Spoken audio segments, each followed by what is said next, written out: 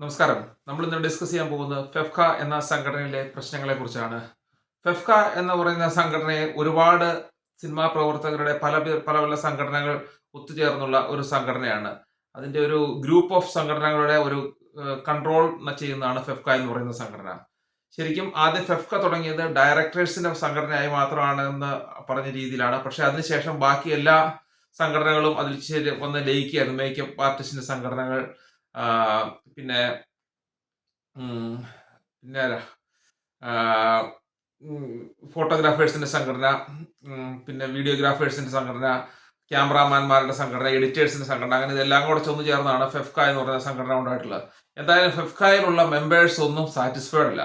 കാരണം അവർക്ക് കിട്ടുന്ന വർക്കിന് ആനുപാതികമായ ഒരു തുകയോ ലെവിയോ ഒന്നുമല്ല, മെമ്പർഷിപ്പ് ഫീസ് ഒന്നുമല്ല ഫെഫ്കയിൽ നിന്ന് ഈടാക്കുന്നത്. കനത്ത മെമ്പർഷിപ്പ് ഫീസാണ് അവർ ഈടാക്കുന്നത്. അതിൻ്റെതായ ഗുണങ്ങളോ കാര്യങ്ങളോ ഒന്നും ഫെഫ്ക എന്ന് പറയുന്ന സംഘടനയിലെ മെമ്പേഴ്സിന് ലഭിക്കുന്നില്ല. പക്ഷേ ഇതിന്റെ മുകളിൽ ഇരിക്കുന്ന, ഇത് കൺട്രോൾ ചെയ്യുന്ന ബി ഉണ്ണികൃഷ്ണനും അതിന്റെ സെക്രട്ടറി, ജനറൽ സെക്രട്ടറി, അതുപോലെ ഭാരവാഹികൾ, അങ്ങനെയുള്ള എക്സിക്യൂട്ടീവ് അംഗങ്ങൾ, അങ്ങനെയുള്ള ആളുകൾക്കെല്ലാം നല്ല പൈസ അതിൽ നിന്നും അടിച്ചു മാറ്റുന്നുണ്ടെന്നുള്ള സത്യസന്ധമായ കാര്യമാണ്. പിന്നെ എന്തെങ്കിലുമൊക്കെ ഒരു 5000 രൂപയോ 6000 രൂപയൊക്കെ വല്ല കാലത്തൊക്കെ അവർക്ക് കണ്ട പെൻഷനോ ക്ഷേമനിധി എന്നൊക്കെ പറഞ്ഞു കൊടുക്കും എന്നുള്ളതല്ലാതെ അതിനപ്പുറത്തേക്ക് യാതൊരുവിധ ഗുണവും ഈ ഫെഫ്കെ പ്രവർത്തിക്കുന്ന ആളുകൾക്കില്ല എന്നുള്ളതാണ്. അതുകൊണ്ട് ഫെഫ്കെ പ്രവർത്തിക്കുന്ന നല്ലൊരു ശതമാനം ആളുകൾ ഹാപ്പിയല്ല. ഇതിന്റെ പ്രധാന കാരണം ഇത് തന്നെയാണ്. കാരണം മെമ്പർഷിപ്പ് ഫീസ് വളരെ അധികമാണ്. അതുപോലെ തന്നെ മാസം മാസം മേടിക്കുന്ന ലെവി വളരെ കൂടുതലാണ്. അതിൻ്റെതായ ബെനിഫിറ്റുകളൊന്നും അവർക്ക് ലഭിക്കുന്നില്ല. അവിടെ ചെന്ന് എല്ലാവരും കൂടുന്നു വെച്ചാൽ കാപ്പി കുടിക്കുന്നു തിരിച്ചു വരുന്നു എന്നുള്ളതല്ലാതെ അതിനപ്പുറത്തേക്കൊന്നും യാതൊരു ഇതില്ല. പക്ഷെ അതിൽ കിട്ടിയിരിക്കുന്ന പണം വളരെ വലുതാണ്. കോടിക്കണക്കിന് രൂപയാണ് ഓരോ ചെറിയ ചെറിയ സംഘടനകളുടെയും പേരിൽ അക്കൗണ്ടിൽ കിടക്കുന്നതെന്നാണ് പറയുന്നത്. അത് ഓരോ എന്തെങ്കിലും കാരണങ്ങളൊക്കെ പറഞ്ഞ് അതിന്റെ മെയിൻ ആളുകൾ അടിച്ചു മാറ്റുകയാണ് സാധാരണ ചെയ്യുന്നത്. ഇനി ഫെഫ്ക എന്ന് പറയുന്ന സംഘടന ആർക്കും മൊത്തം അവർക്ക് ചെയ്യാൻ കഴിയുന്ന ഒരു കാര്യം, ഒരു തൊഴിലെടുക്കുന്ന ഒരാളെ വിലക്കുക എന്നുള്ളത് മാത്രമാണ്. വിലക്കാൻ അവരെ കൊണ്ട് കഴിയും. കാരണം ബാക്കി വിളിച്ചു പറയും നിന്റെ പടം റിലീസ് ചെയ്യാൻ സമ്മതിക്കില്ല എന്നൊക്കെ പറഞ്ഞ് അവർ ചെയ്യും.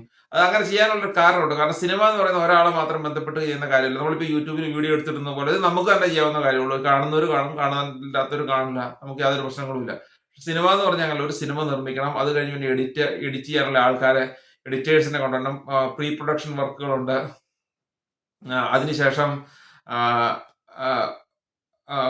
എഡിറ്റ് ചെയ്യണം. അത് കഴിഞ്ഞ് പിന്നെ റിലീസിന് വേണ്ടി എക്സിബിറ്റേഴ്സിന്റെ അടുത്ത് പോകണം. എക്സിബിറ്റേഴ്സ് എന്ന് പറഞ്ഞിട്ടുണ്ടെങ്കിൽ ഇപ്പോൾ യൂഫോയും ക്യൂബും ഒക്കെയാണ് അവരെ സമീപിക്കണം. ഇതൊക്കെ ഈ ഫെഫ്കയിൽ നിന്നുള്ള ആൾക്കാർക്ക് സ്വാധീനം ഉള്ളതുകൊണ്ട് അവർ പറഞ്ഞു കഴിഞ്ഞാൽ ഒരു സിനിമ അവർ ചിലപ്പോൾ ചെയ്യില്ല. അവർ വേണ്ടാന്ന് വെച്ച് കഴിഞ്ഞാൽ അവർക്ക് നിർത്താം. പിന്നെ സിനിമ തിയേറ്റേഴ്സ് അസോസിയേഷൻ, അത് ഫിലിം ചേംബർ, ഇവരുടെ സമ്മതം വേണം. ഇതൊക്കെ ഈ സംഘടനകളുടെ മുകളിലുള്ള ആൾക്കാർ വിചാരിച്ചു കഴിഞ്ഞിട്ടുണ്ടെങ്കിൽ ഇത് വേണ്ട സിനിമ നിർത്തി വെപ്പിക്കാൻ സാധിക്കും. അതുപോലെ ആവശ്യമായിട്ടുള്ള ഹാൾ കൊടുക്കാതിരിക്കുക, ഷോ ടൈം കൊടുക്കാതിരിക്കുക, അങ്ങനെയൊക്കെ ചെയ്ത് പല രീതിയിൽ ഇവർക്ക് ബുദ്ധിമുട്ടിക്കാൻ കഴിയും. ഈ ബുദ്ധിമുട്ടുകളൊക്കെ അനുഭവിച്ചാണ് ഒരു സിനിമ എടുക്കുന്നത്. പിന്നെ ഇത് വിജയിക്കാനുള്ള സാധ്യത എന്ന് പറഞ്ഞു കഴിഞ്ഞിട്ടുണ്ടെങ്കിൽ 99% പരാജയപ്പെടാൻ സാധ്യത, 1% മാത്രമേ വിജയിക്കാൻ സാധ്യതയുള്ളൂ. കാരണം സാധാരണക്കാരന്റെ കയ്യിലിരിക്കുന്ന പോക്കറ്റിരിക്കുന്ന കാശ് സിനിമയിലേക്ക് എത്തിപ്പെടുക എന്ന് പറഞ്ഞാൽ അത്ര എളുപ്പമുള്ള കാര്യമല്ല. കാരണം ഇന്നും മനുഷ്യന് ഒരുപാട് എന്റർടൈൻമെന്റ് മേഖലകളുണ്ട്. അതുകൊണ്ട് പണ്ടുമില്ല, എല്ലാ സിനിമകളും ആരും കാണാറില്ല, ഇന്നും കാണാറില്ല. നല്ല സിനിമകളാണ്, അതിനൊരു വിസിബിൾ വാലിഡിറ്റി ഉണ്ടെന്ന് തോന്നിയാൽ മാത്രമേ ആൾക്കാർ തിയേറ്ററിൽ പോയി സിനിമ കാണാറുള്ളൂ. ഇപ്പൊ OTT-കാർക്കും ഇപ്പൊ അങ്ങനെയൊന്നും വേണ്ട. കാരണം പണ്ട് എല്ലാ ചപ്പും ചവറും ഒക്കെ എടുക്കുമായിരുന്നു. കാരണം ആൾക്കാരെ കൊണ്ട് സബ്സ്ക്രൈബ് ചെയ്യാൻ വേണ്ടി അവര് ചപ്പും ചവറും എല്ലാ സിനിമ കൊടുക്കുന്നത്. ഇപ്പൊ അവരും ചെയ്യാറില്ല. കാരണം ഒരുമാതിരിപ്പെട്ട ചാനലുകളൊക്കെ, ഒരു ഒന്നോ രണ്ട് ചാനലുകളൊക്കെ എല്ലാവരും തന്നെ OTT പ്ലാറ്റ്ഫോമുകൾ ആളുകൾ സബ്സ്ക്രൈബ് ചെയ്യും. ഇനിയിപ്പോ കൂടുതൽ സബ്സ്ക്രൈബ് ചെയ്യില്ല എന്ന് അവർക്ക് തോന്നുന്നുണ്ട്. ഈ കാരണങ്ങൾ കൊണ്ടൊക്കെയാണ് ഇവരിങ്ങനെ ഈ സിനിമാ വ്യവസായം പ്രതിസന്ധിയിൽ തന്നെയാണ്. പ്രതിസന്ധിയിൽ എന്ന് പറഞ്ഞാൽ വേറെ ഒന്നുമല്ല, ഇതൊരു എന്റർടൈൻമെന്റ് ബിസിനസ് ആണ്. എന്റർടൈൻ ചെയ്യാൻ കഴിയുന്ന സിനിമകൾ മാത്രമേ വിജയിക്കുള്ളൂ. ഇത് പണ്ടാണേലും ഇന്നാണേലും എന്നാണേലും അതുപോലെയൊക്കെ തന്നെയാണ്. ബോറടിക്കുന്ന സിനിമകൾ പരാജയപ്പെടും. ഈ അവാർഡ് സിനിമകൾ എന്നൊക്കെ പറഞ്ഞ് ഇറങ്ങുന്ന സിനിമകൾ പണ്ടും ആൾക്കാർ കാണാറില്ല, ഇന്നത്തെ കാലത്തും ആൾക്കാർ കാണാറില്ല എന്നുള്ളൊരു സത്യസന്ധമായ കാര്യമാണ്. പിന്നെ സിനിമ ഒരിക്കലും ഈ സംഘടന മെമ്പർഷിപ്പാണ്, സംഘടനയിൽ ആത്മാർത്ഥമായിട്ട് പ്രവർത്തിച്ചു എന്ന് കരുതി ഒരാൾ എടുക്കുന്ന സിനിമകളൊന്നും വിജയിക്കണമെന്നില്ല. അതിന്റെ ഏറ്റവും നല്ല ഉദാഹരണമാണ് ബി ഉണ്ണികൃഷ്ണൻ. ബി ഉണ്ണികൃഷ്ണൻ ജനിച്ചപ്പോൾ, അല്ല, സംഘടന തുടങ്ങിയപ്പോൾ മുതൽ അതിന്റെ പ്രസിഡന്റ് പ്രധാനമന്ത്രി എന്തൊക്കെയാണ്. എന്തായാലും പുള്ളി ഇറങ്ങുന്ന സിനിമകളെല്ലാം ഇപ്പൊ അമിട്ടുകളാണ്.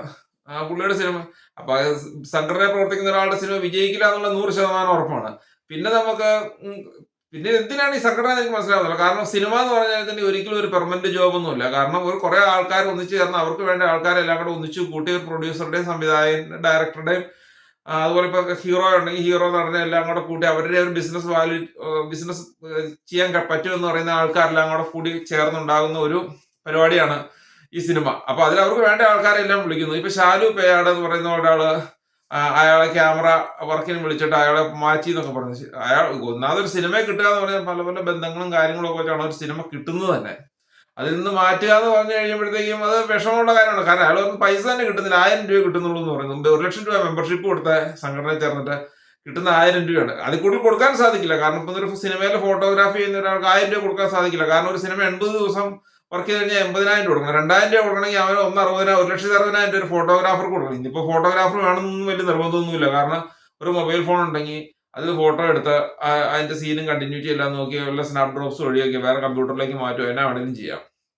ഇന്നിപ്പോ അങ്ങനെയൊക്കെയാണ് കാര്യങ്ങൾ പോകുന്നത്. പിന്നെ ഫോട്ടോ എടുക്കാൻ വേണ്ടി ഏതെങ്കിലും ഒരു അസിസ്റ്റന്റ് ഡയറക്ടറിന് ഒരു മൊബൈലും കൊടുത്താൽ ഏൽപ്പിച്ചു കഴിഞ്ഞാൽ കണ്ടിന്യൂറ്റിയും കാര്യങ്ങളും നോക്കാൻ വേണ്ടി അതിന്റെ ആവശ്യമുള്ളൂ.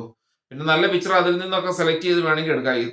എന്ത് നല്ല പിക്ചർ എടുത്തു കഴിഞ്ഞാലും നല്ല പിക്ചറാന്ന് കരുതി ആരും ഫോട്ടോ നല്ല ഫോട്ടോ ആണ് അല്ലെങ്കിൽ നല്ല പോസ്റ്റർ ആണെന്ന് കരുതി ആരും സിനിമയ്ക്കൊന്നും കയറില്ല. ആ സിനിമയ്ക്ക് ആദ്യമൊക്കെ ആൾക്കാർ കണ്ടു, നല്ല അതിന്റെ കഥയുടെ ത്രെഡും അതിന്റെ ടീസറും കാര്യങ്ങളും ട്രെയിലറും ഒക്കെ കണ്ടിട്ടാണ് ആൾക്കാർ സിനിമയ്ക്ക് കയറുന്നത്. ഇങ്ങനെയൊക്കെ വന്നെങ്കിൽ സിനിമ വിജയിക്കുള്ളൂ. പ്രൊഡ്യൂസറെ സംബന്ധിച്ചും പറഞ്ഞാൽ എല്ലാവർക്കും ഇഷ്ടം കൈ നിറച്ച് പൈസ കൊടുത്തു കഴിഞ്ഞാൽ പ്രൊഡ്യൂസർ ലാസ്റ്റ് കുത്തോടെ എടുക്കും എന്നുള്ള സത്യസന്ധമായ കാര്യമാണ്.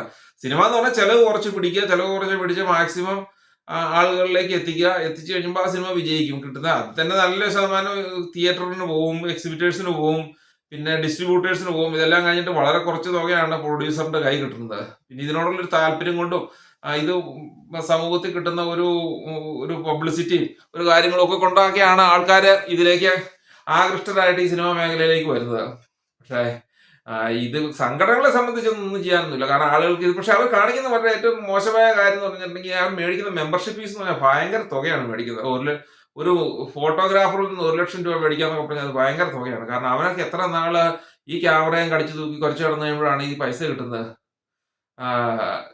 അതിൽ നിന്നാക്കി 1,00,000 രൂപ മേടിച്ചെടുക്കാന്ന് പറഞ്ഞു കഴിഞ്ഞാൽ വലിയ പാടാണ്. കാരണം അവര് കല്യാണ ഫോട്ടോ എടുക്കാൻ പോയി കഴിഞ്ഞാൽ എങ്ങനെ പോയാലും 10,40,000, 50,000, 1,00,000 രൂപയൊക്കെ ഒരു നല്ല കല്യാണത്തിനാണെങ്കിൽ ഒത്തുകല്യാണം, വിവാഹ നിശ്ചയവും ഇതെല്ലാം കൂടി അവന് മേടിക്കും. ഈ സിനിമയ്ക്ക് നടന്നു കഴിഞ്ഞാൽ പ്രൊഡ്യൂസർക്കും സാധിക്കില്ല അതിൽ കൂടുതൽ കൊടുക്കാൻ.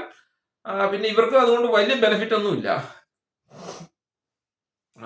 പിന്നെ ഇതിന്റെ വേറൊരു കാര്യം പറഞ്ഞാൽ ബി ഉണ്ണികൃഷ്ണൻ എത്ര നാളായി ഇതിന്റെ പ്രസിഡന്റ് ഇരിക്കുന്നുണ്ട്. അയാൾക്ക് നാണമില്ല ഇത്രയും നാൾ പിടിക്കുക. ഒരു മാക്സിമം അയാൾക്ക് അതിൽ നിന്ന് നല്ല കിട്ടപ്പാറിലുകൊണ്ടാണ് അയാൾ ഇരിക്കുന്നത്. അല്ലെങ്കിൽ അങ്ങനെ ഇരിക്കേണ്ട കാര്യമില്ല. ഞാൻ എത്ര 5 കൊല്ലം പഠിച്ചു, ഇനി ആരെങ്കിലും മാർക്കോ ഞാൻ മാറുവാണ്, ഞാൻ ഒരു മെമ്പറായിട്ട് നിൽക്കുവാണ് എന്ന് പറഞ്ഞാൽ മാറേണ്ടതാണ്.